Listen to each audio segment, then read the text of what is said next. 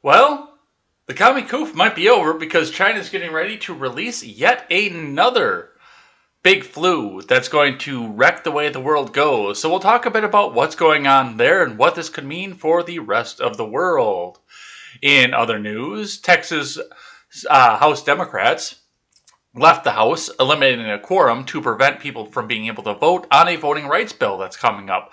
The irony's there, I know, but Greg Abbott is threatening to suspend pay over this. So we'll talk a bit about what's going there. China may be rescinding its two-child policy and going up to a three-child policy because they need workers. So we'll talk just a bit about what's going on with that. And unvaccinated ticket buyers are charged $1,000 to get into a Florida punk rock concert, while everyone else is charged $99. It's going to be all this and more over on Contemporary. Hey, hey, hey, do you trust the plan yet? I'm Jay Edgar, and this is Contemporary.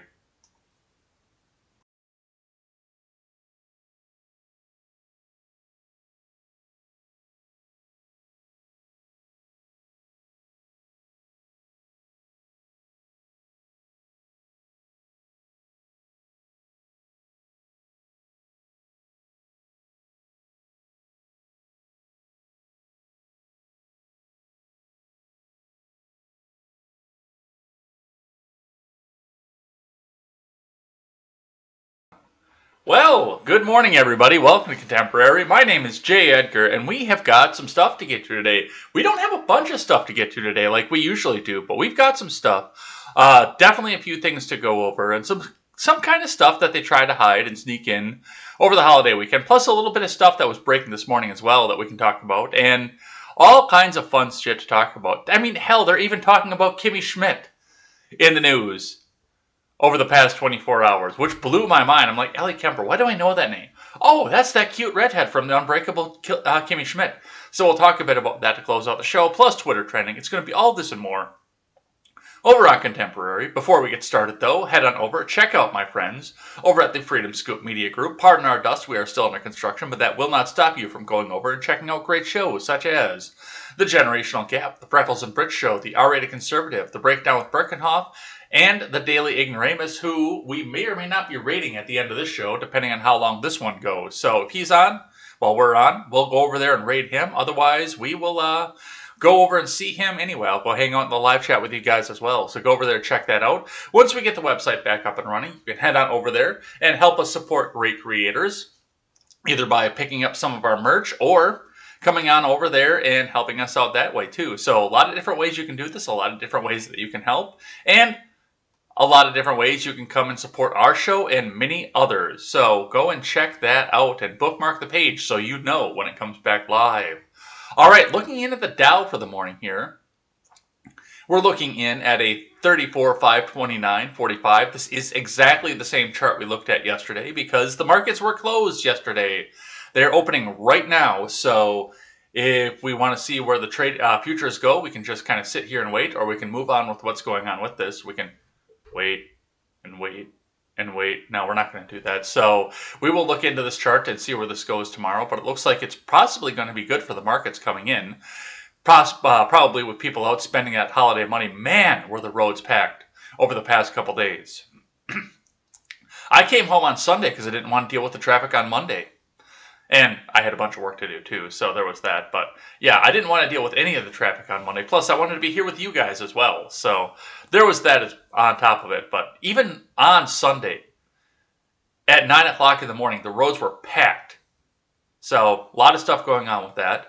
Let's see what's happening on your Bitcoin. Your Bitcoin rose just slightly, 36,847.40 is your new Bitcoin benchmark. So we will see where that goes tomorrow. It looks like some people probably took out to go on vacation and do their vacation kind of stuff. Plus, there's the sell-off, and the Elon Musk saga continues, so we'll talk a bit about what's going on there.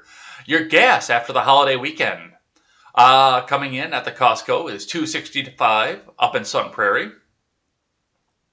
$2.65 at most other places, DeForest, Madison proper. A couple of the Madison shops are up to $2.68. We see some 273s, 279s, and up to 282 as per usual. So it looks like everything is holding steady over there.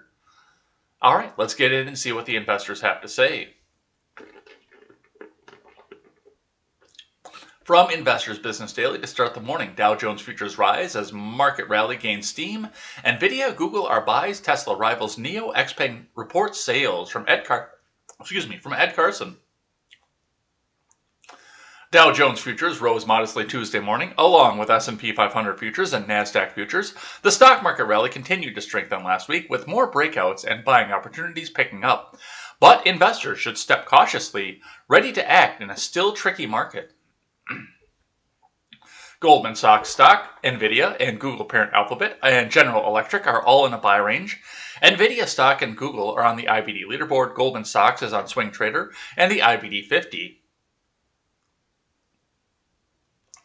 Neo and XPeng reported May delivery figures early Tuesday. Neo reported sales of $67.11, up 95% versus a year earlier, but down 5.5% from $71.02 in April.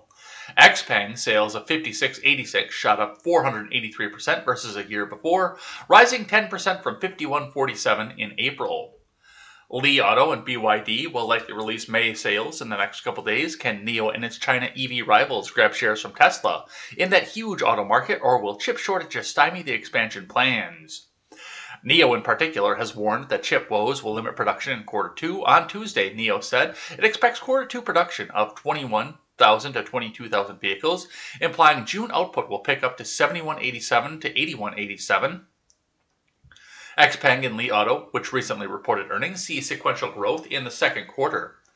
Tesla's China sales for May will come later in June from industry reports. In April, Tesla's China sales plunged by nearly two-thirds. It's unclear if that reflected weak demand amid a China consumer backlash fanned by the state media or production limits due to chip or battery shortages. China has been Tesla's main growth driver over the past year, so an extended retreat would be a major blow for the EV giant.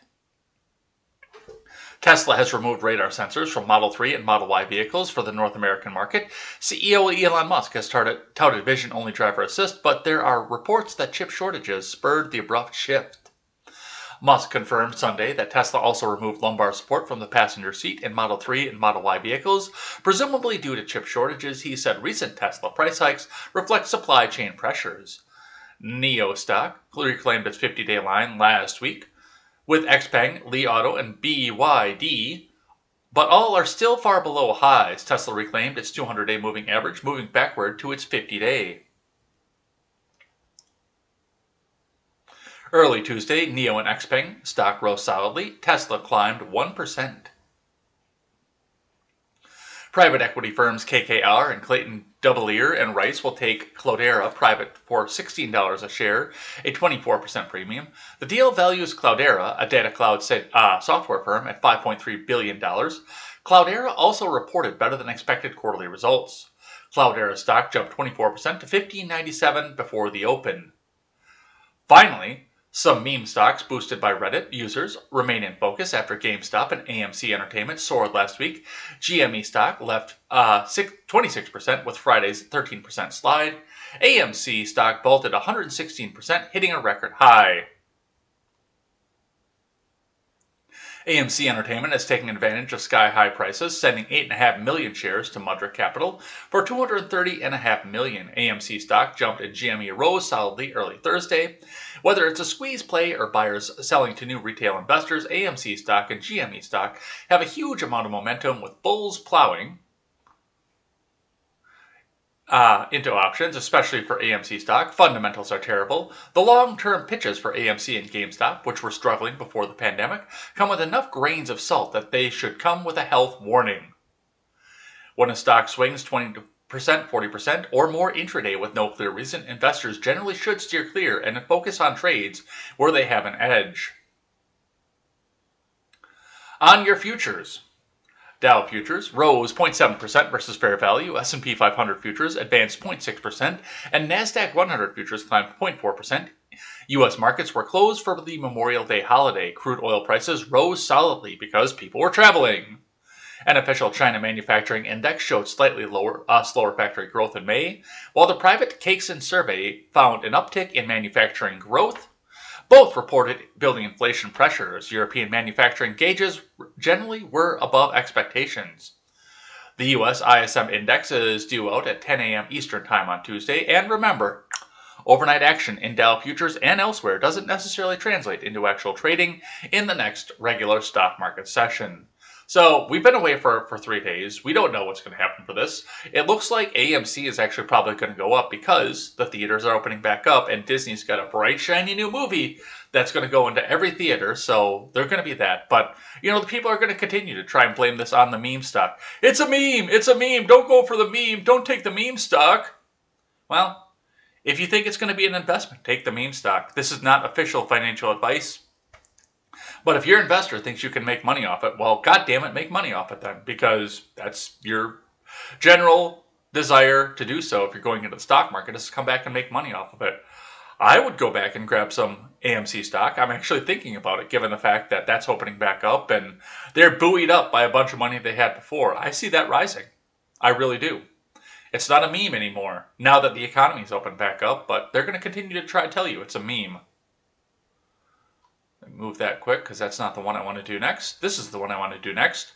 Looking in on CNBC for the morning. The Dow is set to jump 200 points as June begins. S&P 500 nears a record from Thomas Frank and Hannah Mayo. U.S. stock futures rallied Tuesday as enthusiasm about the economic reopenings gets set to lift the S&P 500 near a record. Futures tied to the Dow Jones Industrial Average rose 200 points or 0.6%. The move implied an opening gain of about 210 points. S&P 500 futures gained 0.5%, putting the benchmark closer to its record on Friday. The S&P 500 closed just 0.8% away from an all-time high. NASDAQ 100 futures added 0.4%. The gains came as the Commie-Coop cases continue to decline in the U.S. as vaccination rates rise and people stop testing. In a major milestone, more than half the U.S. population has received at least one dose of a COVID vaccination. According to CDC data posted on Sunday, more than 62% of adults have received at least one dose. The CDC said there were just 12,663 new cases on Saturday, according to the CDC, the lowest since March of 2020. Stocks linked to a reopening economy led the gains in pre-market. Shares of the Carnival Corporation and Norwegian Cruise Lines Holdings jumped more than 2% apiece. American Airlines and United Airlines gained more than 1.5% each.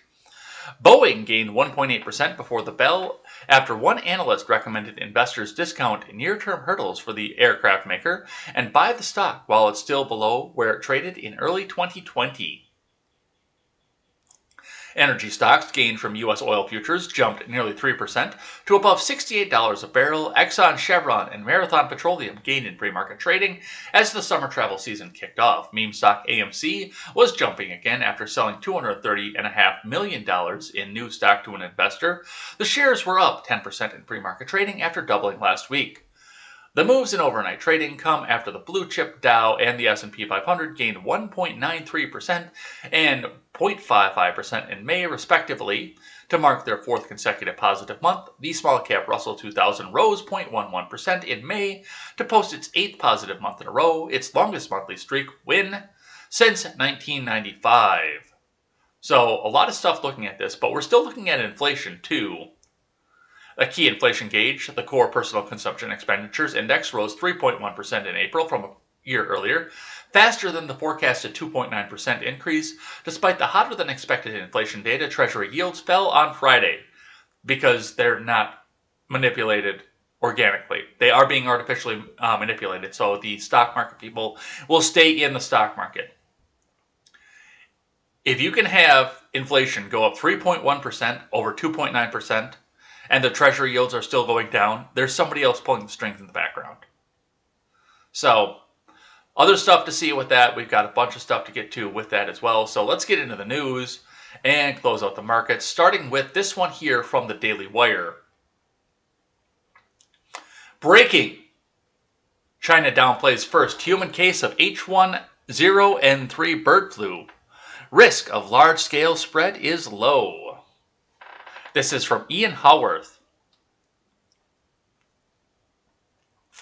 A man in eastern China has reportedly contracted what is believed to be the first case in a human of H10N3 bird flu, though the Chinese government claimed that the risk of large-scale spread is low. The 41-year-old man in Jiangsu province, northwest of Shanghai, was hospitalized April 28th and is in stable condition.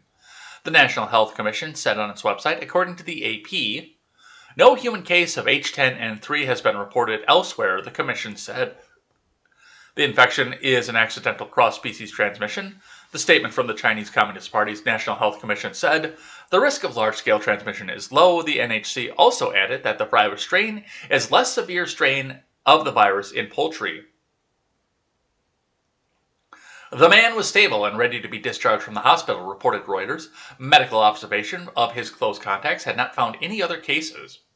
According to Philip Clays, the regional laboratory coordinator of the Food and Agriculture Organization's Emergency Center for the Transboundary Animal Diseases at the Regional Office for Asia and the Pacific, H10N3 is not a very common virus. But that is a mouthful of a title. How long is that? Let's go over that again. Coordinator of the Food and Agriculture Organization's Emergency Center for Transboundary Animal Diseases at the Regional Office for Asia and the Pacific. FAOECTADROAP is that guy's acronym for his title. That's a mouthful, you guys. Reuters also added that there have been no significant numbers of human infections with bird flu since the H7N9 strain killed around 300 people during 2016 to 2017. One form of the bird flu that is particularly impactful is the highly pathogenic influenza A virus subtype H5N1, which has killed millions of poultry throughout Asia, Africa, and Europe. According to some reports, the mortality rate for humans who contracted H5N1 is 60%, and the first known transmission of this strain to a human occurred in Hong Kong in 1997. I remember that. There were 18 human cases, with 6 confirmed deaths. News of the first human case of H10N3 in China comes as the communist regime is already under scrutiny for its role in the outbreak and spread of the commie-fucking-coof. On Saturday, Senator Rand Paul explained to Fox News' Jeanine Pirro that he was very worried that the U.S. government funding was still being used by the Chinese communist regime to research and develop biological weapons. I'm very worried that this stuff goes on and the U.S. government's been funding it, Paul told Pirro. We're creating Frankenstein superviruses that, if they leak out of the lab, accidentally or on purpose, could devastate the world. The SARS virus is 15 times more deadly. If that one gets out and we enhance its ability to be transmitted, that could kill 100 million people, said Paul. This shouldn't be a partisan issue. This should be debated. So, as of right now, there's no need to panic.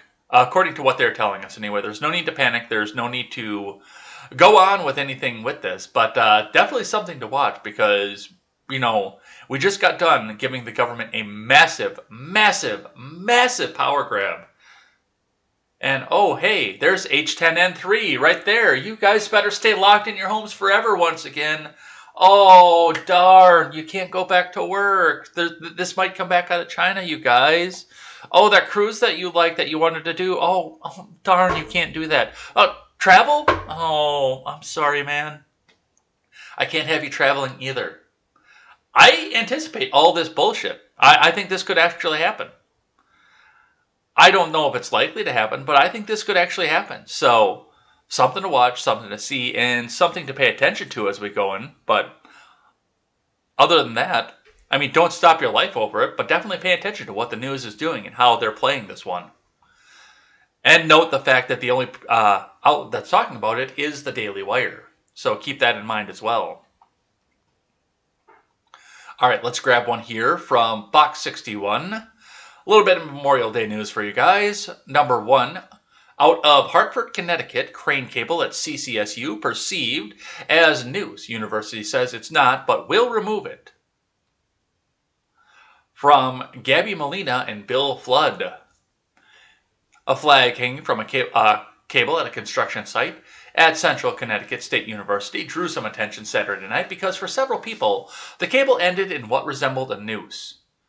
The university says it was not a noose, rather the construction company had hoisted an American flag for the holiday weekend, and the cable ended in a loop for a cable hook. With the recent discovery of nooses at the Amazon construction site in Windsor, though, some people are on edge, and a group gathered at CCSU to ask the university to take it down.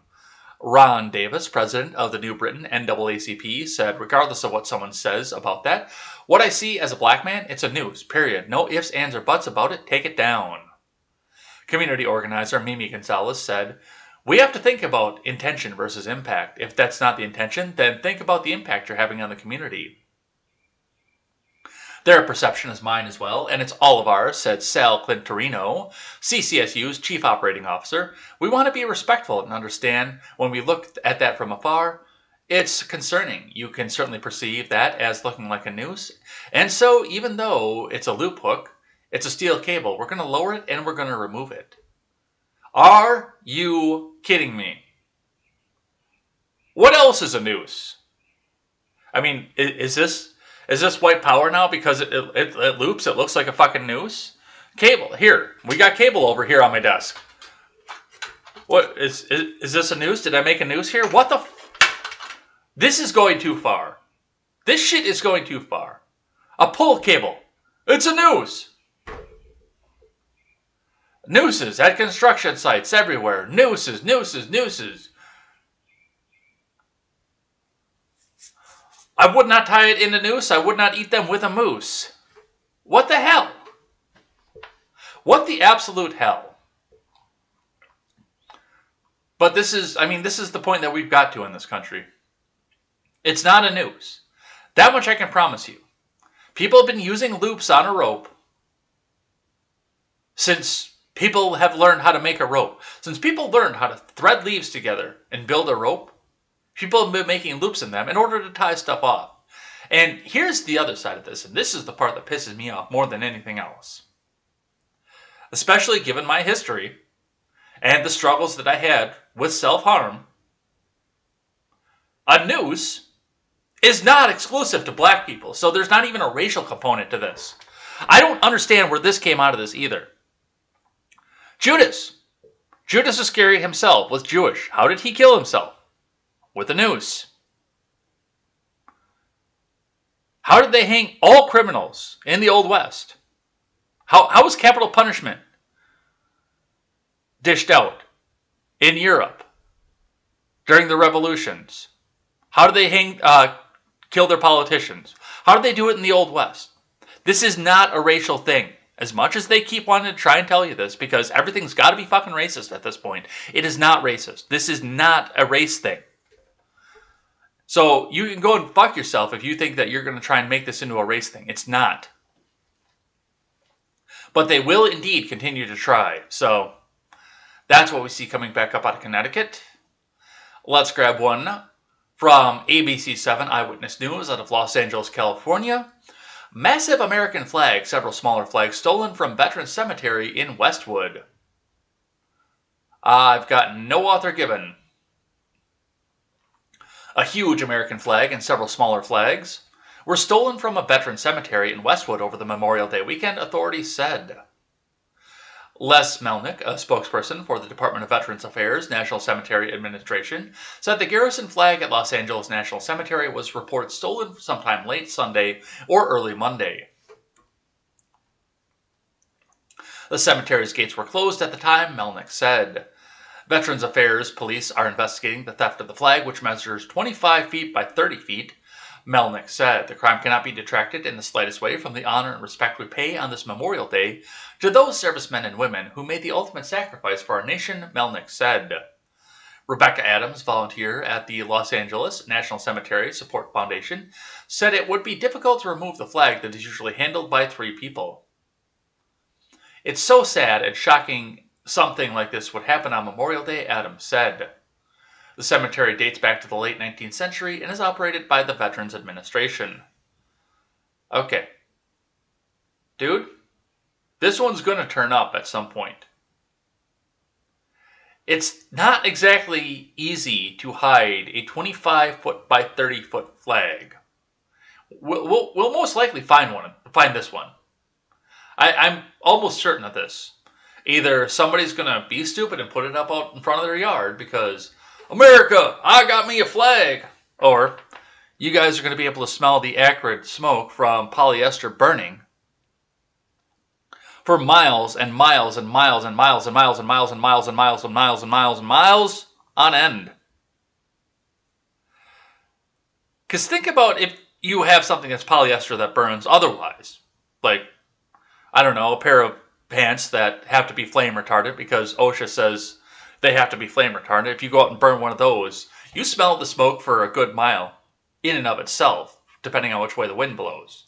You know somebody's doing something like that. Now take that times 1,000, because that's what it's going to take to burn something like that, which I anticipate that this is some anti-American, especially out in Los Angeles, that this is most likely some anti-American guy who looked at this and said, I'm going to show them, I'm going to burn this flag because I have the freedom of speech to do so. Well, you may have the freedom of speech to do so, but you're still an asshole.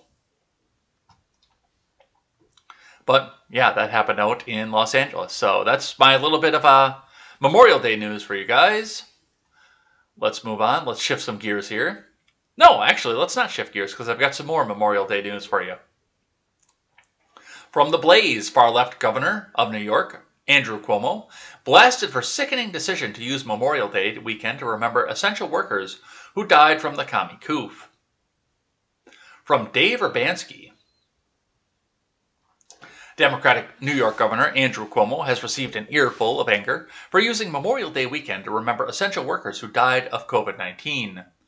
Cuomo's orders issued last week directed flags at state government buildings to fly at half-staff and state landmarks to be lit red, white, and blue on Sunday to honor essential workers who lost their lives due to COVID-19. Flags will remain at half-staff until noon, and landmarks will remain lit on Monday, May 31st, for Memorial Day in honor of the service members who lost their lives fighting to defend our country. The governor noted during a press conference that we remember those who gave their lives on Memorial Day, gave their lives for this country, fought for freedom because freedom isn't free. I also think we should remember this past year, on Memorial Day, remember the 42,000 New Yorkers who died. 42,000. Remember the 1,000 essential workers who died, giving their life. Rockland County Executive Ed Day, the first former responder, told News 12 The Bronx that the county wouldn't take part in the Sunday directive, calling the decision a sickening effort to co-opt the true meaning of Memorial Day.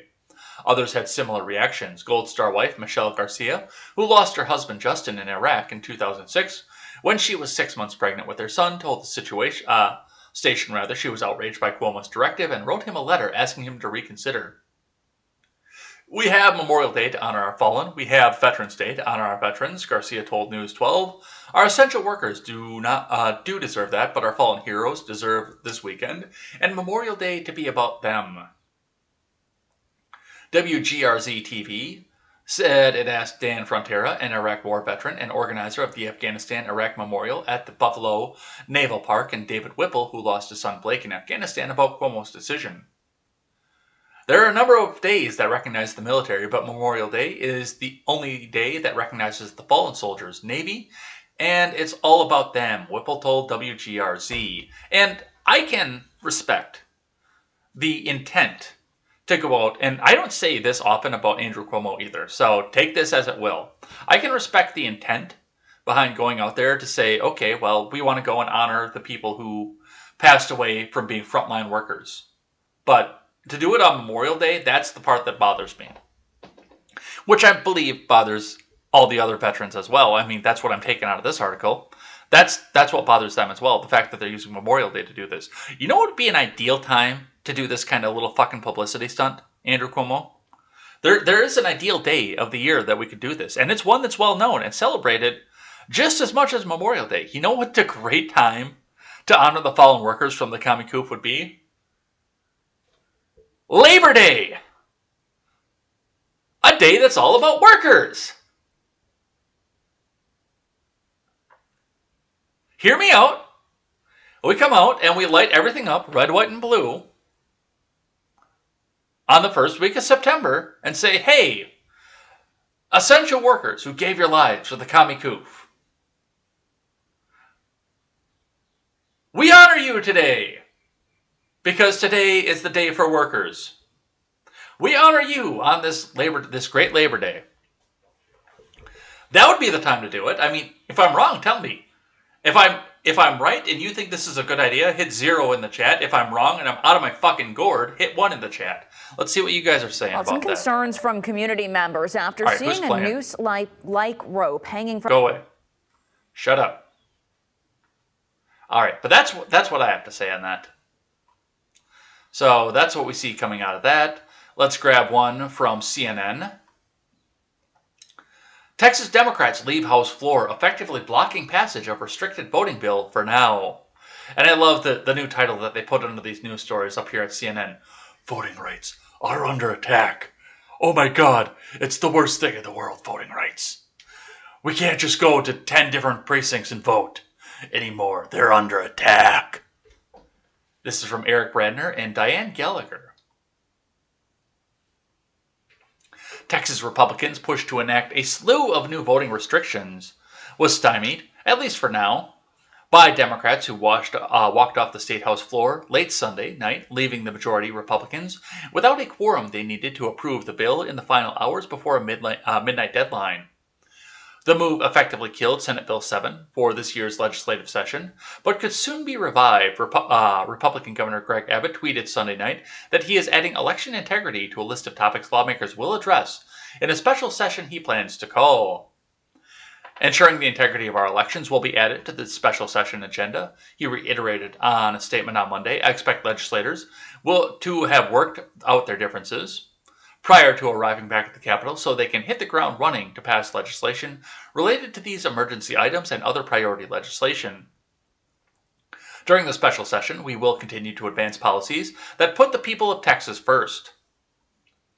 Democrats left the chamber at about 10:45 p.m. Central Time, leaving Republican Speaker Dade Phelan to concede that the House did not have the 100 members necessary for quorum and to adjourn for the House for the night. Republicans in Texas had sought to join Florida, Georgia, and other GOP-controlled states that have seized on former President Trump's lies about the 2020 election. Don't worry, this is the most objective article you'll read today, by the way, so don't worry, they're lies because CNN said so. And adopted new restrictions that will make it harder for some of their residents to vote. It's not yet clear when Abbott will call the special session. It's also not clear whether Republicans will enter the special session, set on approving SB 7 as it's currently drafted, or will seek to make further changes. Which, I mean, if there's changes to make, I'm not opposed to them going out and looking into this and saying, oh, see, no, this here, that's too restrictive. Let's go back and let's have a look at this and let's add to this, let's figure this out, and let's make this a bill that works for everybody.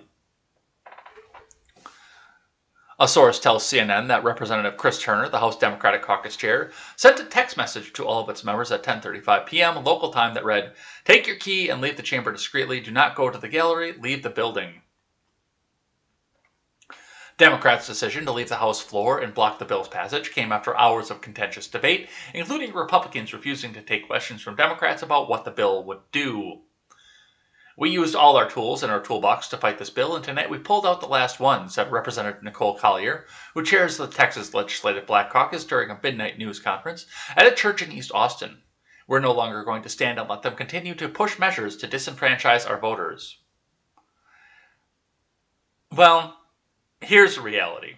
The states set their own voting laws, and that's going to be what it's always going to be. So we can't go in, and I know a lot of people are looking for nationwide voter ID, nationwide this, nationwide that, and hell, even the Democrats are looking out.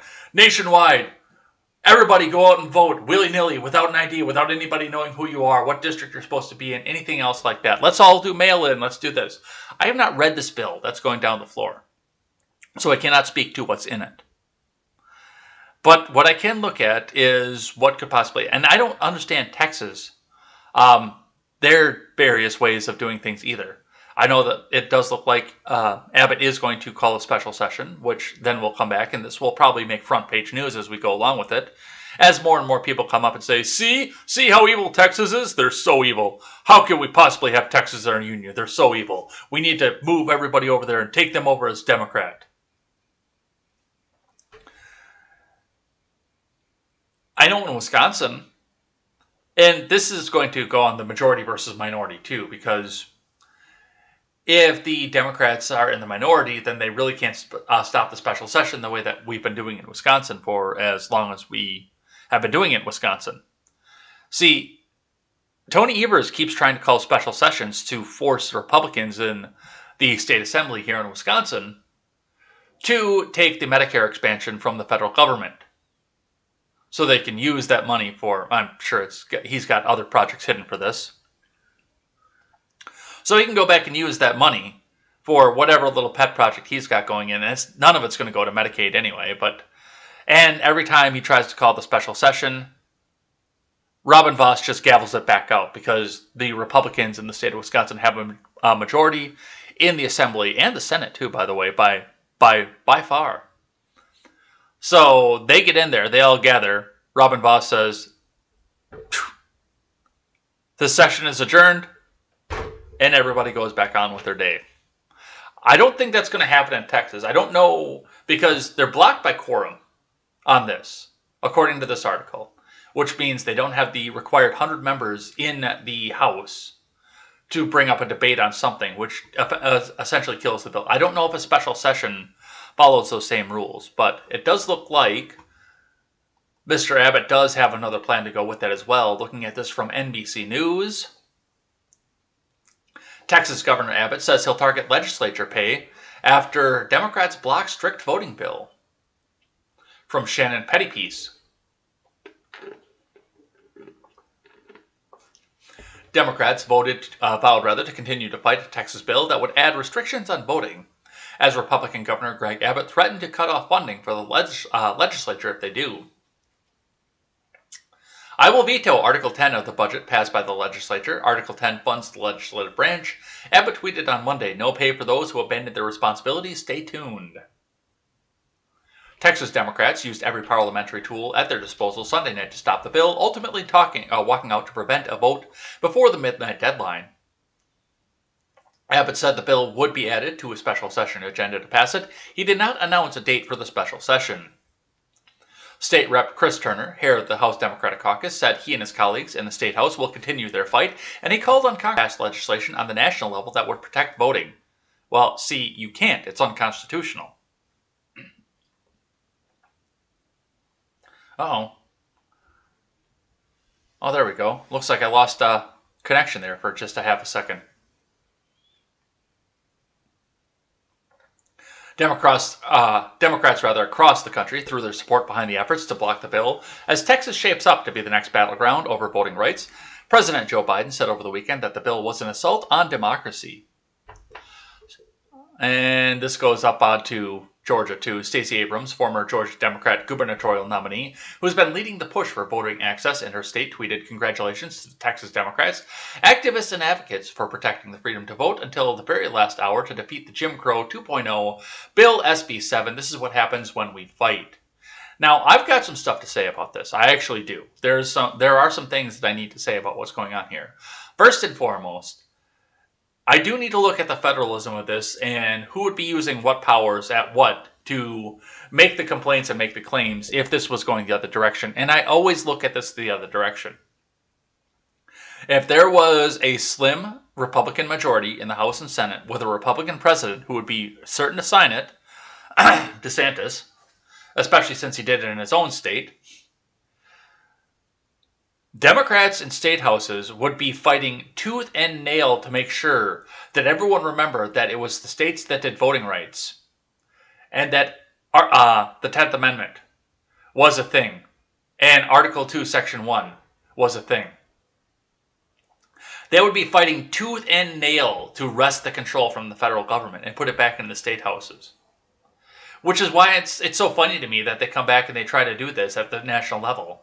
Like, nothing else is ever going to happen to them. Like, they're not going to pay for this somewhere down the line as they continue to push a much, much more radical agenda going forward. But I also I do have a little bit of problem with Greg Abbott on this one.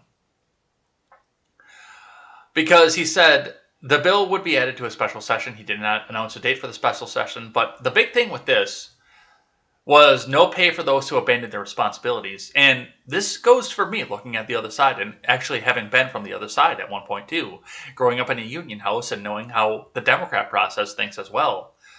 See, these people who walked off the House floor, who denied the 100-person quorum to go look into this bill, they weren't abandoning their responsibilities. As much as Republicans and Trump supporters would love to come out and say that these people abandoned their job, they abandoned their post, and I've listened to right-wing radio all the time too, and we did this in Wisconsin with Act 10 when the Democrats did the same thing, when they denied the quorum by leaving and going and hiding out in Illinois, so they couldn't be called back to the special session to look at Act 10. They said the same thing. Oh, they're abandoning their posts. They're not doing their jobs. They shouldn't get paid. Well, really, honestly, they are doing their jobs. Unpopular opinion among right-wing circles, they're doing their jobs because they're representing their constituencies to the best of their ability and the wants and the needs of their constituencies. The people who voted for them want them to block this bill. Like I said, I have not read this bill. I don't know what's in it. I have an idea based on what's been proposed by various outlets and what's been pieced together by this, but I don't know if this is a good bill or a bad bill. But I know that the people who have read it are doing what their constituents want them to do. Whether it's right or wrong, time will tell, and we'll be able to decide that as we go. But that they are doing their jobs by doing this. So this fight will be on. We'll probably get... I'm going to look this bill up. I'm going to go read this bill and see what was in it and what the special session is going to do. But we will see what happens out of this. This is something we're going to be watching and hearing about for the next few weeks. Let's move on. Let's see what they're saying over here on CNBC. Full of advertisements, of course, even with an ad blocker on. Black Wall Street was shattered 100 years ago. How the Tulsa Race Massacre was covered up and unearthed. From Yoon Lee. A century ago this week, the wealthiest U.S. black community was burned to the ground. At the turn of the 20th century, the Greenwood district of Tulsa, Oklahoma became the first the first community in the country thriving with black entrepreneurial businesses. The prosperous town, founded by many descendants of slaves, earned a reputation as Black Wall Street of America and became a harbor for African Americans in a highly segregated city under Jim Crow laws. On May 31st, 1921, a white mob turned Greenwood upside down in one of the worst racial massacres in U.S. history. In the matter of hours, 35 square blocks of the vibrant black community were turned into smoldering ashes. Countless black people were killed. Estimates range from 55 to more than 300, and 1,000 homes and businesses were looted and set on fire. Yet for the longest time, the massacre received scant mentions in newspapers, textbooks, and civil governmental conversations. It wasn't until 2000 that the slaughter was included in the Oklahoma Public Schools curriculum, and it did not enter American history textbooks until recent years. The 1921 Tulsa Race Riot Commission was formed to investigate in 1997 and officially released a report in 2001, most likely after everybody involved was long since fucking dead. The massacre was actively covered in the white community in Tulsa for nearly half-century, said Scott Ellsworth, professor of Afro-American and African Studies at the University of Michigan and author of the groundbreaking about the Tulsa Massacre. When I started my research in the 70s, I discovered that the official National Guard reports and other documents were all missing, Ellsworth said. Tulsa's two daily white newspapers went out of their way for decades, not to mention the massacre. Researchers who would try to do work on this late as the early 70s had their lives threatened and their career threatened. In the weeks following the massacre, Tulsa's chief of police ordered his officers to go to all photography studios in Tulsa and confiscate all the pictures taken of the carnage, Ellsworth said. And yeah, I mean, the government covering stuff up, that's nothing new. That's been something we've been hearing about since there's been a government. I'm sure there's stuff that happened in the Revolution that we don't know about that would probably be damning to the Founding Fathers, but history is written by the winners. So I'm not surprised to find out this is covered up. Although it looks like in the chat we've got some dissent to this. Ron Helton says the massacre was not covered up. We covered it during Oklahoma history classes when I was in high school. I called BS. This is a damn lie. So, and I can't really make an argument to or against this because, I mean, you guys who watch this program watched me learn what Black Wall Street was because I didn't know until they started talking about it towards the end of the Trump presidency. You watched me learn this live, in person. Well, not in person, but live on air. I actually said, I remember the day because I looked back up and I said, oh, that's what that was? Shit, I'd never heard about this before. On camera, I found out what this was. And it is horrifying, the fact of you're specifically going out and trying to set back a group of people who otherwise probably could be thriving right now. History will never know what would happen to this country if Black Wall Street hadn't happened. Which is lame, because I think these people really deserved a shot. So, yeah, there's that. Joe Biden had to weigh in on this, of course, because he's Joe Biden. From Politico, Biden issued proclamation on Tulsa race massacre.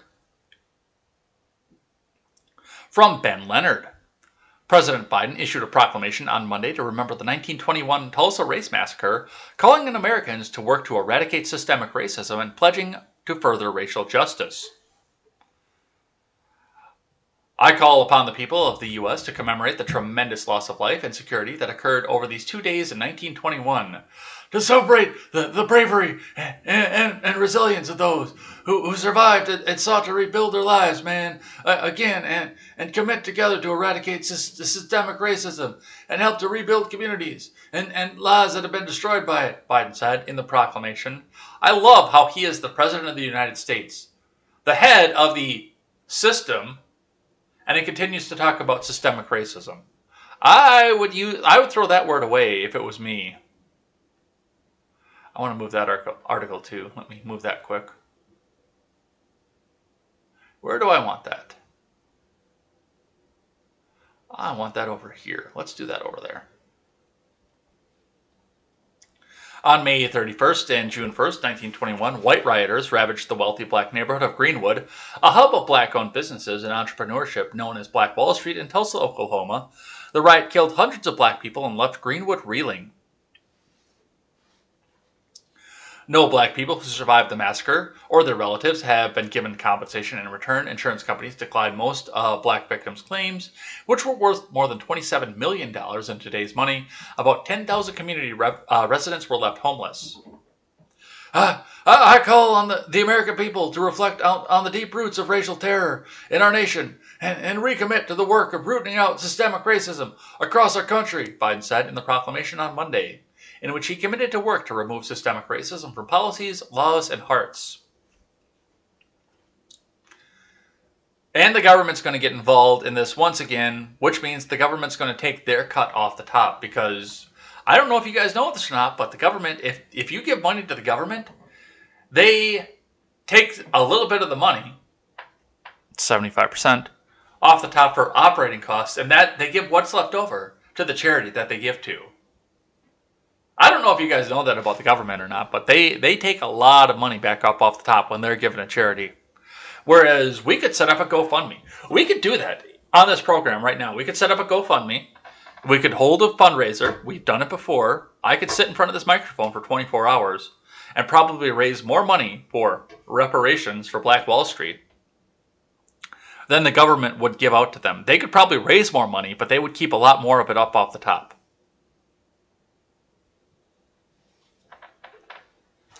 Because they can raise money at gunpoint. I can't. I have to beg you to give me money, so I can turn around and give it to somebody else. Although I'd also like to beg you to give me money for operating costs as well. But, you know, that's on you. The links are in the live chat and in the description, depending on which platform you're on. But I have to beg you to give me money. The government can do it by gunpoint.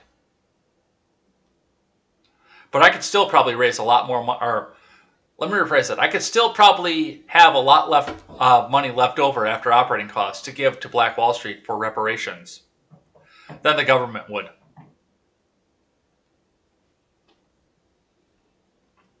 But that's what we're seeing coming back up out of that. And, I mean, F's in the chat for the people who lost everything during this riot. Absolutely, F's in the chat for that. That's lame. That really is. All right, let's grab another one here. Oh, this stupid fucking story from Dallas. Oh my god. I shared this to a couple people last night privately. And they looked at this and said this was ridiculous as well. But starting with NBC Dallas-Fort Worth, NBC 5. No shots fired at North Park Center. One detained after disturbance, police say. From NBC 5 staff and Wire reports. Loud noises that caused shoppers to race to the exits at North Park Center in Dallas Monday afternoon were caused not by gunshots, but by a man banging his skateboard on the floor of the food court, the Dallas police said. Officers responded to the Dallas Mall at 1:27 p.m. after reports of gunshots, Dallas Police Chief Eddie Garcia said. He said within 3 minutes. Off-duty officers at the mall had confronted the man. On-duty officers had responded a minute later. When officers were arriving, obviously there was chaos throughout the building, Garcia said. Garcia said when the man saw shoppers start to panic, he started to make hand gestures like he had a weapon.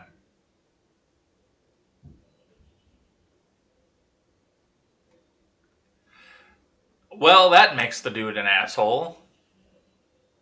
Police said the man was taken into custody and transported to an area hospital for a medical evaluation. Garcia said the man did not have a gun. Video taken inside the mall showed shoppers rushing for exits while an alarm blared. Garcia said the incident could have resulted in people being trampled, but he didn't blame those who reported what they heard as a shooting because there's a lot of trauma in the country. The sound obviously caused a panic, Garcia said. When the crowd started running, the individual focused on that and began doing hand gestures as if he was shooting into the crowd, which further escalated the situation. But did he have a gun? That's my question. Why are you panicking if the dude didn't have a gun? Please tell me that. Please explain that to me. There were no reports of injuries, police said. Some employees at the stores at North Park Center said they thought they heard 3 to 12 shots fired. They were allowed back inside the mall just before 3 p.m.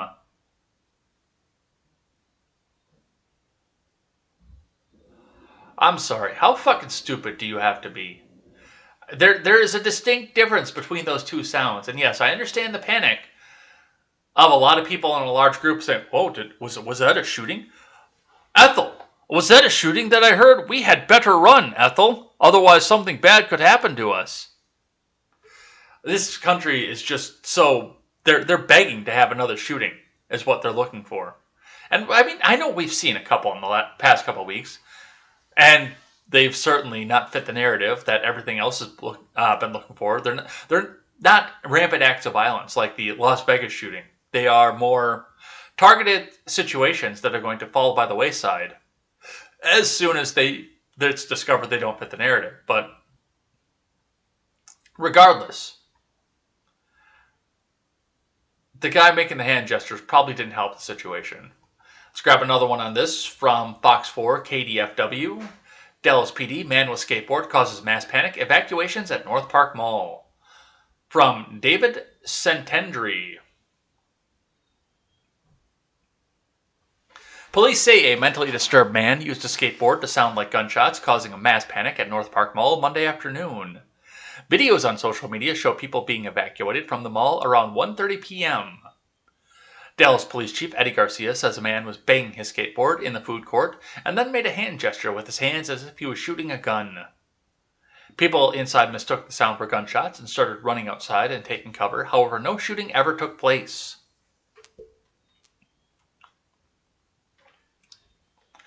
As it turns out, it was a mentally disturbed individual with a skateboard who started pounding the skateboard on the floor. That sound obviously caused a panic, Garcia said. When the crowd started running, the individual focused on that and began doing hand gestures as if he were shooting into the crowd, which further escalated the situation. Witnesses described a chaotic scene with alarms ringing and authorities telling people to evacuate. Some people were locked down inside of stores. Rebecca Roberts is pregnant and ready to have her third child next week. She feels fortunate she wasn't injured while everyone was running away. We were inside the Lego store and some lights started flashing, indicated that there was some sort of incident going on, she recalled. So we immediately left the store and proceeded to the nearest exit. As we headed towards the exit, we saw a wave of people rushing out the exit as well, so I scooped up my 3-year-old. My husband scooped up our 5-year-old, and we got out. The man was taken to a hospital for a mental eval. It's unclear if he will face any charges. Well, yeah, he incited a panic. He's probably going to get a charge for that. And I'm guessing, given the fact that they're going for a mental evaluation for this, the guy was probably a little bit slow. And he thought it was funny, and he couldn't read the room. He was probably looking in, saw the skateboard, said bang, bang, bang on the ground, and, here we sit. All right, let's grab a couple more here. From Fox News, sister of pilot killed on 9/11 slams comparison between Capitol selfie vest and 2001 terrorist attacks. From Brandon Gillespie. The sister of a pilot slain on September 11th slammed comparisons between the 9/11 terrorist attacks and the January 6th Capitol riot in a Wall Street Journal column published on Thursday. Deborah Burlingame, sister of American Airlines Flight 77 pilot Charles Burlingame, excoriated Democratic lawmakers for pushing to establish a 9/11-style commission and calling the efforts to reconfigure the narrative around January 6th to fit 9/11 as profoundly disheartening. These two events were fundamentally different in nature, scope, and consequences, Burlingame wrote, mentioning them in the same breath. Not only diminishes the horror of what happened on 9/11, it tells a false story to the generation of Americans who were too young to remember that day nearly 20 years ago. Burlingame recounted how her brother was murdered in the cockpit after a lengthy struggle for control of the plane, which jihadists ultimately flew into the Pentagon, killing 189 people. Members of Congress might have had a frightening day on January 6th, but 9/11, some 200 people in the World Trade Center towers chose to jump from 80 to 100 floors above the ground rather than be consumed by fire, she continued. More than 3,000 children lost parents. 8 young children were killed on the planes. Recovery personnel found 19,000 human remains scattered over lower Manhattan from river to river, including on rooftops and window ledges.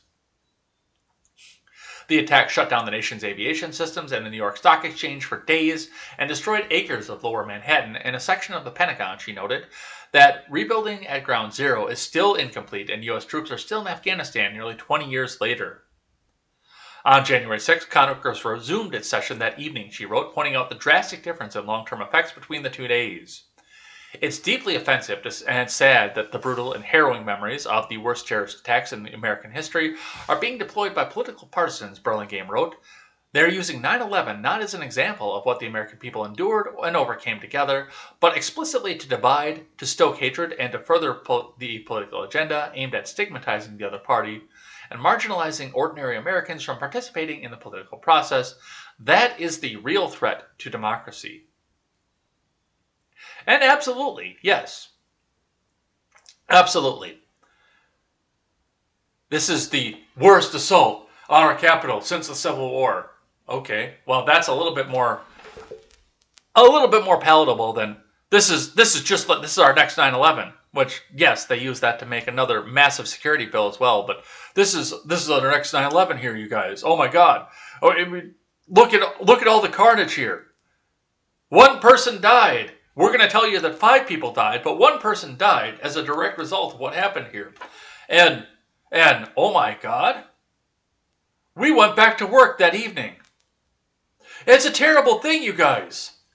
Dude, seriously, fuck all the way off with that kind of talk.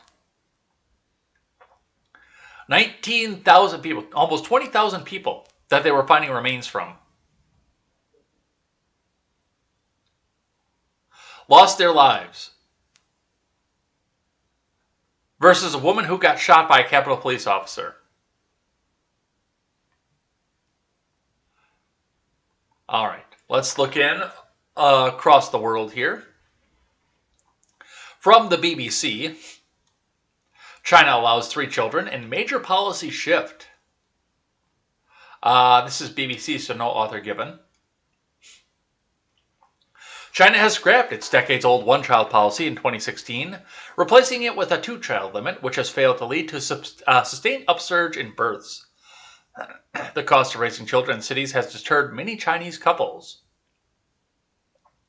The latest move was approved by President Xi Jinping at the meeting of top Communist Party officials. It will come with supportive measures which will be conducive to improving our country's population structure, fulfilling the country's strategy of actively coping with an aging population, and maintaining the advantage endowment of human resources, according to Xinhua News Agency.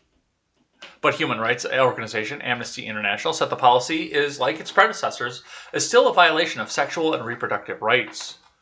Governments have no business regulating how many children people have rather than optimizing its birth policy. China should instead respect people's life choices and any invasive and punitive controls over people's family planning decisions, and the group's China team head Joshua Rosenzweig said. Also, some experts were skeptical of the impact. If relaxing the birth policy was effective, the current two-child policy should have proven to be effective too.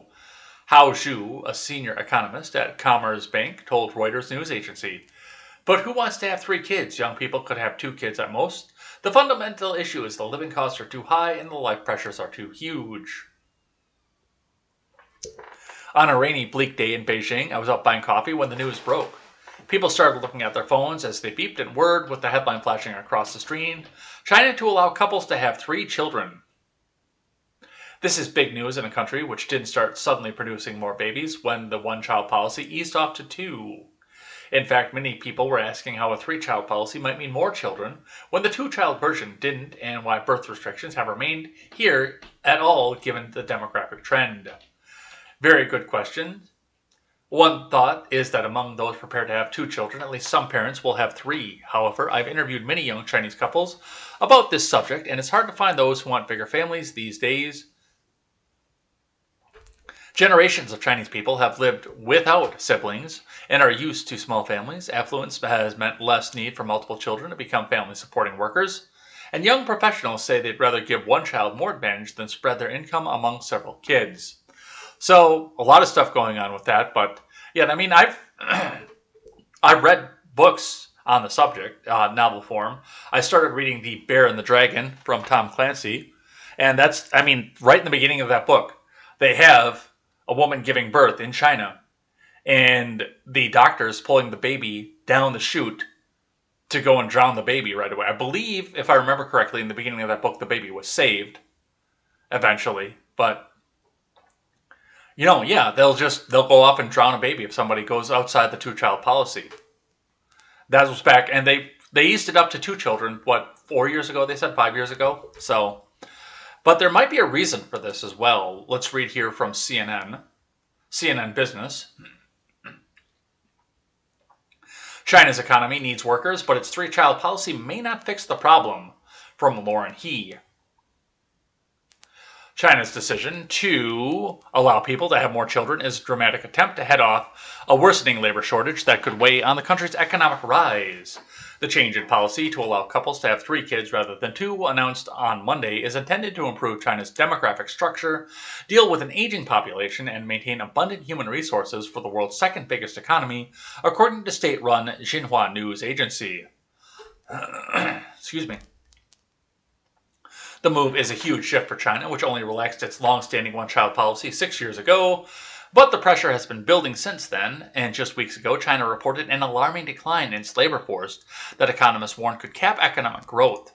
Recent census data showed that China's population is growing at its slowest rate in decades, while the number of people aged between 15 and 59% dropped below 900 million to about 63% of the population in 2020, down some 7 percentage points earlier in the decade. Experts have said that China's labor force will peak in the next year before shrinking to about 5% over the next decade. The demographic dividend that propelled the country's economic rise over recent decades is set to dissipate quickly, said Yu Su, an economist at the Economist Intelligence Unit in London, in remarks published earlier this month. That could mean trouble for the big economic policy objectives set by President Xi Jinping. He has laid out ambitions for China's GDP to double by 2035. Well, they can just manipulate the value of their currency and do that as well. And while some forecasters say China could surpass the U.S. as the world's biggest economy by the end of the decade, it has a much bigger gap to close in terms of prosperity. China's per capita GDP stands at $17,000 compared with a U.S. figure of more than $63,000, according to the International Monetary Fund. China introduced its one-child policy more than 40 years ago to address overpopulation and alleviate poverty. But as the population aged, Beijing started loosening its policies and in 2015 announced it would relax the restrictions to allow up to 2 children per family. Now, the government is easing up even more, but simply telling people they're allowed to have more kids may on its own not be enough to address the demographic crisis. China's birth rate fell by almost 15% year on year in 2020, and some people have indicated that the rising cost of living is a major deterrent to having larger families. Yeah, that's going to be a big problem no matter what. The more it costs to have a kid, the harder it's going to be to have kids. That's part of the reason that so many people my age are waiting until they're in their early, mid to late 30s to go out and have kids, because it costs so goddamn much, and most of your millennials didn't have a job up until they were 25, 28, 30 years old. They worked as a barista in the local Starbucks to try to make the ends meet, or flipping burgers somewhere, because that's all that's all that was there. So there are different ways to go with this, and I mean, we're even seeing this among, how many people my age, and a lot of you are about the same age as me, have more than one kid? 2 kids maybe, whereas generations prior, a lot of our parents had 4, 5, 6, sometimes 18 siblings. I do know a family that did that. 4, 5, 6, maybe more siblings, because they felt the need to go out and populate like this. And the cost of living in the 60s and 70s was super low. So it didn't cost as much to raise those kids. And there were other ways to go with this as well. So that's going to be the big start, is get the government out of the way, lower some of your cost of living, and get some of the taxes down. But that's where we're going to see from that. Let's grab one from Fox News. Baltimore students who failed classes this year will still pass, school board says. From Audrey Conklin. Baltimore students who failed classes during the 2020-2021 school year will still pass on to the next grade level, the city's school board announced this week. Baltimore City Public Schools CEO Sonia Santalese made the announcement during the virtual Tuesday board meeting. As we approach the end of 2020-2021 school year, we all recognize that students have experienced incredibly significant challenges and interruptions in their learning, Santalese said. With that in mind, the district has developed a fair and straightforward process for evaluating and recording students' progress in the current school year. Santalese added that the district has taken advice from faculty, families, students, support staff, school leaders, and others during a virtual group meeting since February. Well, I'm already starting to lose some of my words. I got that child that stutter, man. I got the Biden stutter, man. Come on, man. Community and school members have been evaluating grading methods that reflect the unique circumstances that Black people have faced. Baltimore City Schools Chief Academic Officer Joan Dabrowski said during the meeting that the district is committed to its students and recognizes the challenges they have faced this academic school year. We're going to avoid the punitive approach to failing students and the default reaction to unfairly retained students, she said. Instead, we're going to commit our students as we plan for a multi-year academic recovery. This is probably going to go over just as well as No Child Left Behind. Yeah, just keep cheapening that education system, and people are going to continue to demand that workers have at least a bachelor's in underwater lesbian fucking basket weaving in order to get any sort of job, put themselves into massive amounts of debt, and then beg for student loan forgiveness on top of it. Whereas back, let's go 40 years ago, 50 years ago in the 70s, where you could drop out of high school and get a job and support your family up until age of retirement. Because the education was good enough and people actually did get left behind. If you didn't make the coursework, you failed. And you had to go back and repeat the grade.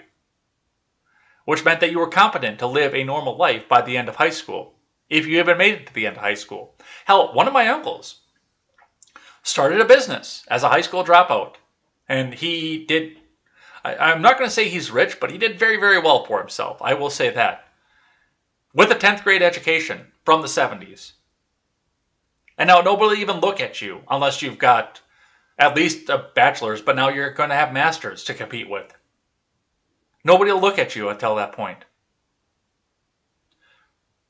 Actually, I think they will now because they're all begging for for workers. But I mean, even still off to that, the differences between this and the fact that, oh, well, we're just going to pass these people because we don't care. We want to get them through and get them out so they graduate on time. And we don't have to. Mark my words, this is why China's getting ready to start beating us. Because we've cheapened and dampened down our education to nothing. And if you don't pass, well, you still pass. All right, let's keep going. From the New York Post, North Korea accuses U.S. of double dealing over South Korean missiles, from Samuel Chamberlain. North Korean state media accused the Biden administration Sunday of shameful double dealing by scrapping an agreement limiting the range of South Korea's ballistic missiles. President Biden and his South Korean counterpart, Moon Jae-in, announced the termination of the so-called revised missile guidance in a single sentence of their joint statement following the meeting at the White House earlier this month. The guidelines were initially implemented in 1979 in hopes of preventing a nuclear arms race in the Korean Peninsula. They had been revised several times since, according to Foreign Policy magazine. The restrictions initially limited the range of Seoul's missiles to 180 kilometers, or about 111.8 miles. The most recent change to the distance guidelines in 2012 capped South Korea's ballistic missiles range at just 800 kilometers, or 497.1 miles. On Sunday, North Korea's KCNA propaganda agency published a screen by Kim Myong-chol, an unofficial spokesperson for the Pyongyang regime, described by the KCNA as an international affairs critic.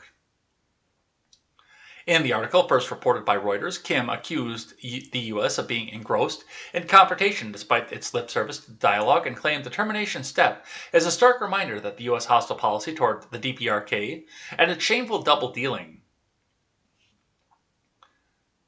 Okay. Moon? Sit your fucking fat ass down for just a second. Because 5 years ago, you were screaming how you were going to nuke the U.S. off the fucking face of the planet. And if you're going to be surprised when the U.S. foreign policy is against you, well, you need to turn off the propaganda and actually look at what's going on around the fucking world.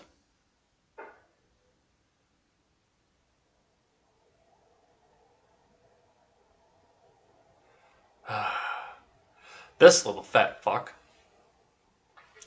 Kim briefly raged against Moon in the article for what he called the disgusting and indecent act of putting himself within the gun sights of regional countries, but saved the bulk of his criticism for the U.S. Now that the U.S. and the South Korean authorities have made clear their ambition of aggression, they are left with no reasons whatsoever to fault the DPRK for bolstering its capabilities for self-defense. He wrote, "We will counter the U.S. on the principle of strength for strength and good faith in kind." So, yeah, that's going to boil over at some point. What do you guys think? Those of you guys who are watching right now, what do you think? First foreign theater that Biden gets us in. Here are your choices. Iran, Israel, Burma, not Malaysia, Burma, or North Korea, or China. Those are your 5 choices. Iran, Israel, Burma, Myanmar, I guess is what they're called now, North Korea, or China. Put your answers in the live chat. I want to see what you guys think. All right, just a couple more, then we'll do Twitter trending and head on out of here for the day. We might even get to go and visit our friend Stephen Ignoramus. From the Blaze, unvaccinated ticket buyers charged $1,000 to enter Florida's punk rock show. Vaccinated fans pay only $18, and Governor DeSantis' office says it unfairly discriminates.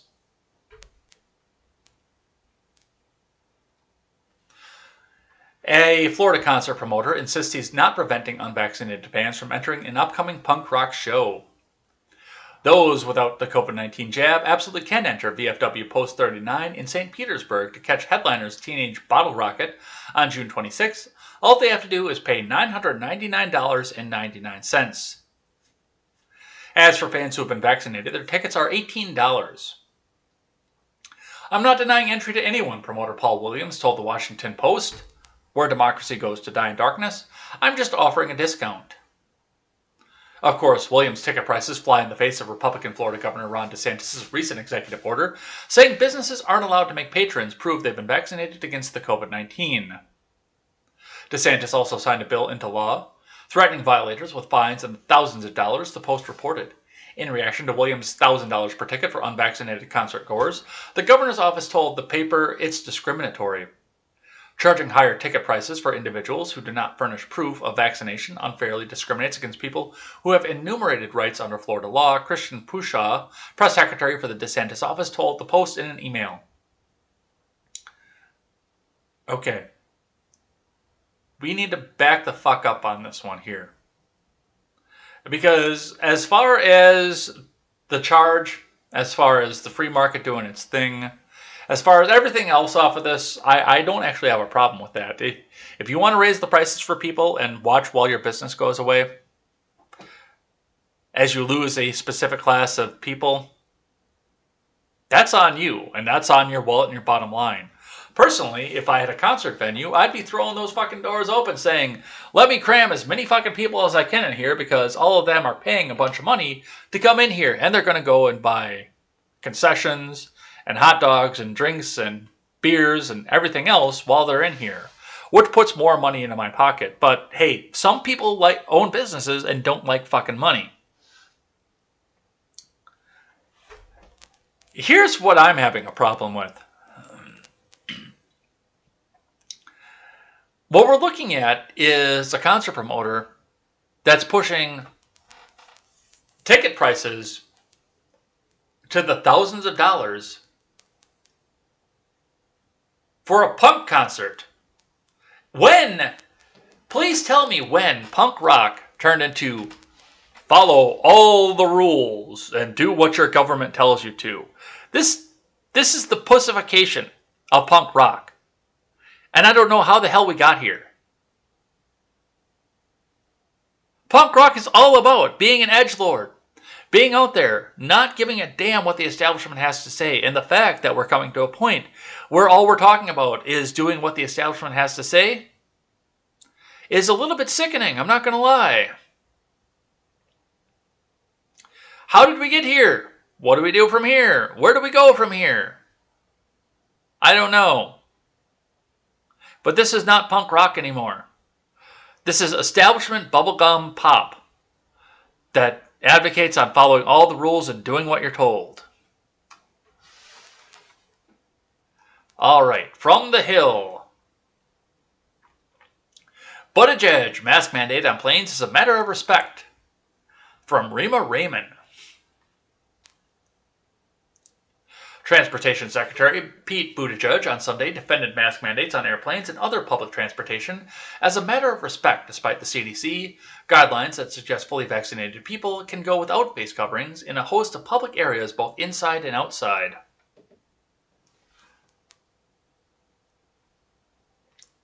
Host Martha Raddatz on ABC's This Week asked Buttigieg about Transportation Secretary's administration requirements that travelers wear masks on planes, even though some health experts say it's no different than vaccinated people not having to wear face coverings at a restaurant, gym, or other types of businesses.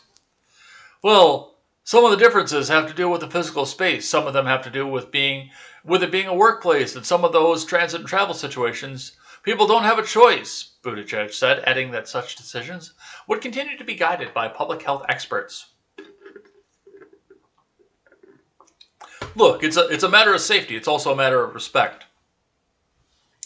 Raddatz also asked about reports of an uptick in unruly passengers who are bucking mask mandates on planes, drinking excessively, and physically or verbally assaulting transportation workers, including flight attendants and flight crews. Well, those people need to be on the no-fly list because you're going in and patronizing somebody else's business, so you shouldn't be a dick.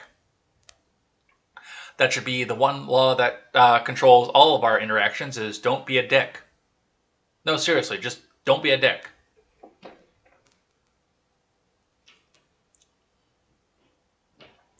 Buttigieg urged the public to be civil when dealing with transportation workers who have been on the front lines of the pandemic for more than 1 year. Remember what they've been through, what they've been doing to keep you safe, and just make sure that to show some appreciation and respect for everyone from a bus driver, operator, or flight attendant to captain, he said. They have been on the front lines of this pandemic. Their jobs have been in doubt. They are here for your safety. Buttigieg also said that while travel is ramped up during the holiday weekend, the transportation system still has a way to go before reaching pre-pandemic levels. So there it is. It's not about safety anymore. It's about doing what you're told and respecting. And if you don't do exactly what you're told, you're being disrespectful. All right. From KMJ Now, a little bit on the opposite end of the spectrum. Cafe charges mask wearers extra fee. Patrons of a Northern California restaurant who wear masks inside or are heard bragging about getting a COVID-19 vaccine will be charged an extra fee, reports NBC Bay Area. Fiddlehead's Cafe in Mendocino on Sunday posted a sign that says $5 fee added to orders placed while wearing a mask. It also states that customers caught bragging about having received the COVID-19 vaccine will be charged an additional $5 fee. All proceeds will be donated to local domestic abuse organizations. And that's all that they have. Which, once again, it's the free market. Honestly, given the fact that it's Los Angeles, that's going to be the same thing. People can decide what the best way it is to protect themselves. Now, bragging about the mask, I can understand that. It's annoying as shit. And people come back, or I'm sorry, bragging about the vaccine. It's annoying as shit, and I don't want to hear about it because I don't care. I don't care what your medical records are. I'm going to treat you with respect, whether you got the vaccine, you didn't get the vaccine, whether you wear the mask, whether you don't wear the mask. I might snicker a little bit behind your back if you're still wearing the mask at this point, but if that is the way that you feel keeps you the safest in the world, then that is your right to do so. It is your right to protect yourself in whatever way you see fit. I only hope that you would extend the same respect to me over firearms. But I've got a feeling that's not going to happen. But once again, if this person wants to go out, especially in Mendocino, that's Los Angeles area, if I'm not mistaken. But especially in Los Angeles area, if you're going to go out and charge people extra because they brag about getting the vaccine or if they wear a mask, you're not going to have business for very long. These people are still panicked because the government told them to be fucking panicked. So, well, enjoy having your business shut down, I guess. Enjoy doing that. But it's your money. You do what you want to do. Personally, once again, just like I said on if I was a concert promoter, if I was this person, I would rip up all those signs and say, come in if you want to come in. Wear the mask, don't wear the mask. Do whatever it is that you want to do. Just come in and buy my food. But these people insist on being discriminatory. And worse, they call it reverse discriminatory. Because they're reversing this discrimination to prove a point. All right. Last one, then we'll go to Twitter trending for the day. From pop culture. I couldn't believe this when I saw this. This is so fucking strange. This is weird.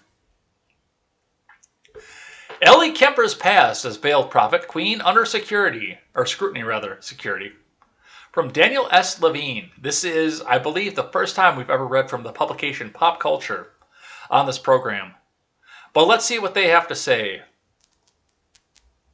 A lot of people today. 5 on Twitch, 2 on 3. Remind me. I got to show you the Twitch screen as well before we head on out of here. Because it looks like we are probably going to get to affiliate very, very soon. So thank you guys for that. We're going to be monetized. And you guys did that for me. You guys rock. Everybody who came in and checked out over on the Twitch side, you guys absolutely rock. All right, let's see what's happening with Unbreakable Kimmy Schmidt, though. Former The Office star Ellie Kemper surprisingly became a trending topic on Twitter Monday, but it had nothing to do with the new sitcom. Instead, her past came under scrutiny, specifically when she was named the queen of the 1999 Veiled Prophet Ball when she was 19. Kemper grew up in St. Louis, where the Veiled Prophet organization has hosted a debutante ball since 1878. The history of the ball and the organization that runs it is complex. It was created in 1878 after Charles Slayback, a Confederate cavalryman turned grain executive, called a meeting of business and civic leaders, according to The Atlantic. He wanted to establish a new secret society influenced by poet Thomas More and New Orleans Mardi Gras. The St. Louis elite created their own mythical character, the Veiled Prophet of Karasan, a mystic traveler who chose the Missouri City as his base. Before the balls, the local elites picked someone to anonymously play the Veiled Prophet, who then chose a queen of love and beauty from those at the ball. This is the title that Kemper received at the ball in December of 1999, according to reports from the St. Louis Dispatch at the time.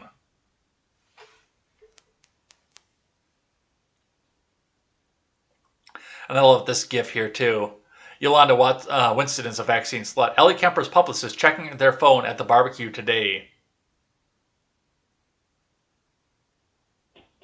One reason for the ball's creation was to help St. Louis compete for attention while Chicago continued growing. However, the Veiled Prophet was also a response to the racial issues growing in St. Louis at the time. Specifically, the growing cooperation between black and white workers. Labor strife was also taking center stage after a railroad strike in 1877. Historian Thomas Spencer, who wrote a book on the subject, wrote that the main goal for the Veiled Prophet Ball and its elaborate parade was to reinforce the elite's values on the working class. An illustration of the first Veiled Prophet also makes him appear similar to a member of the Ku Klux Klan, an aspect not lost on many on Twitter users today. However, this essay points out that the KKK did not begin wearing white hoods and robes until 1915, after The Birth of a Nation was released. The first Veiled Prophet, the only one the organization deliberately revealed, was St. Louis Police Commissioner John G. Priest, who played a key role in stopping the railroad strikes. While the ball and parade became a St. Louis tradition, over time they became controversial. In the 70s, the group Action pushed for the VP organization to be disbanded. In 1979, the VP organization finally allowed black members, but some members themselves were becoming embarrassed by it. In 1992, the name of the event was changed to the Fair St. Louis. However, the VP organization still holds a ball called the Veiled Prophet's Ball to this day, although there was no ball in 2020 because of the commie fucking coup. Kemper's 1999 title at the ball came under scrutiny on Twitter Monday after a Twitter user published photos from the ball out of the blue. Another person responded to the tweet with a link to the Atlantic article on the ball. Many also pointed out that Kemper is a member of one of Missouri's wealthiest families. Her father is David Woods Kemper, the chairman and CEO of Commerce Bankshares. Kemper's great-grandfather was the railroad magnate William Thornton Kemper Sr. So a lot of words, a lot of things to point out to say that Unbreakable Kimmy Schmidt, and I've seen like 4 episodes of The Office. I don't know what she did in The Office. I know where's Kimmy Schmidt because that's the only thing I've ever seen her in. But Kimmy Schmidt was the belle of a Klansman's ball, was what all this works down to. And she's super rich from St. Louis.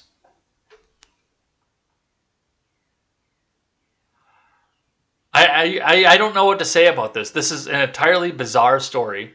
I'm glad I found it. I'm glad I got to read it with you guys. But this is just... This is I don't know. I don't even know where to begin to go with this. But... That's that. Kimmy Schmidt is a KKK princess.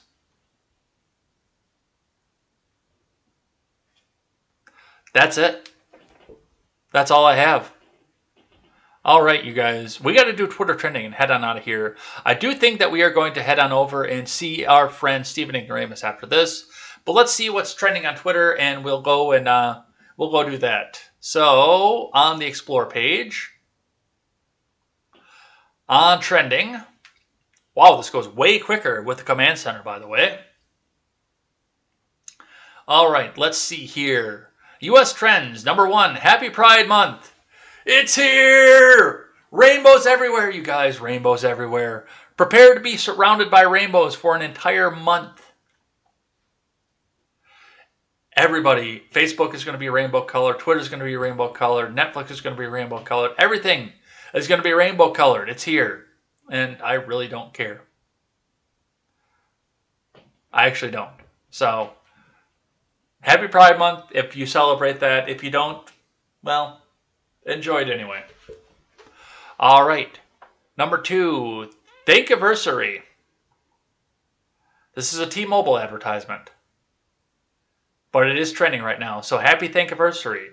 With Thankiversary, you can get 5G using Thankiversary if you have T-Mobile.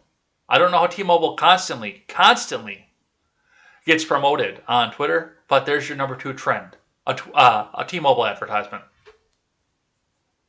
We will skip Tuesday Vibe. You know, we'll do an extra one because that was an advertisement too. So we'll skip Tuesday Vibe. The next one we'll do is New Month. May the odds be ever in your favor as we hit the midway mark for the year 2021. So it's a new month and people are going out here. So beyond grateful, I got to see another day as I step into a new month. I'm believing in the miraculous. I know what you have in store for me is greater. I pray for an abundance of wisdom and more discipline as I walk in my purpose. I want to honor you with my all. Happy new month. Happy new month. So I guess this is a Nigerian holiday too, it looks like. But it is a new month. So, happy June, everybody. What's next? No, trending. Everton. Everton. What's Everton? Let's see what this is. Ancelotti in line for the Real Madrid return if compensation agreed with Everton. If Everton was an animal, you'd have to put it out of its fucking misery by now. Carlo Ancelotti is considered one step away from joining Real Madrid. His agents are now working to terminate his current contract with Everton. It's the last step in the deal will be completed. Ancelotti won't create any problem on personal terms with Real EFC. I don't know what any of this is. It looks like it might be a soccer thing. I don't know. But apparently... yeah, Everton. It looks like it's soccer. So apparently something happened in Everton in soccer today. So, oh, Hunter Windmill knows what Everton is. Well, I guess I don't. But thank you for explaining it to the rest of us, Hunter Windmill. All right, let's do another one here. Rabbit, rabbit. Are you uttering rabbit, rabbit on the first day of the month to ensure good luck? No, I am not, because I've never heard of this before. Rabbit, rabbit, friends, and happy June. Rabbit, rabbit. Rabbit, rabbit, white rabbit. Rabbit, rabbit, rabbit, rabbit, rabbit, rabbit. Bunnies frighten me. We're going to get out of this one. Let's see. We've got 1, 2, 3, 4. Let's do one more because Thankiversary was a false flag. Say something nice in 5 words. All right. Insert coffee, save a life. You may call it coffee, but to me, it's anti-murdery juicy juice. It's a beautiful sunny morning. All right, that's my challenge to the rest. Everybody who's watching right now, before we leave, say something nice in 5 words. That's going to be our last trend here. Kindness matters and you matter is one of the trends here. I made you some coffee, something nice in 5 words. Nice, you're in a mask. Stay and cuddle with me. Everyone should get points today. And of course, it's the first day of Pride Month, so love is love is love. I'm smiling because you're smiling. All right. Something nice in 5 words. I want to see that from everybody else in the live chat here. Before we go, looks like Hunter Windmill was already there. Our Volt did it literally. But other than that, let's head out of here. Let's call it a day.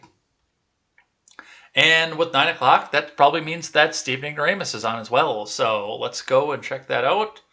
But other than that, let's change up the scene and get out of here. Still getting used to having 3 screens over here. So let's get this changed and let's go. So we're going to head on out of here for the day. Where's my music?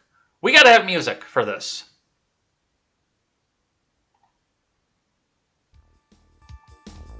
All right, so thanks everybody who came by and hung out and chatted in the live chat with us today and kept me honest, kept me on point, and Hunter Windmill for teaching me what Everton was because I didn't know. Thank you guys. Hope to see you guys back here again tomorrow for more Contemporary. We're almost, I forgot. I promised I was going to show you guys that.